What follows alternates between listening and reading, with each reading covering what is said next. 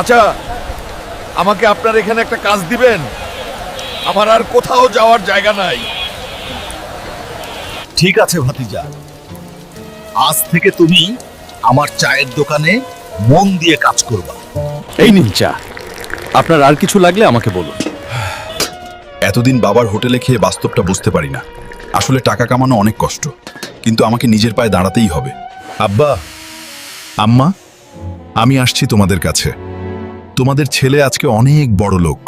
বাবা মা, দেখো আজ তোমার ছেলে অনেক গাড়ি বাড়ির মালিক, আর তোমাদের জন্য কিন্তু একটা সুন্দরী বৌমাও নিয়ে এসেছি। বাবা হাল্ক, তুই এতদিন কোথায় ছিলিস? তোর বাবা মা তো 2 বছর আগেই মারা গেছে। কি? না, এই হতে পারে না। বন্ধুরা, আমরা বাবা মায়ের জীবিত অবস্থায় তাদের মূল্য বুঝি না। যদি বাবা মাকে ভালোবাসো তাহলে চ্যানেলটা সাবস্ক্রাইব করে রাখো।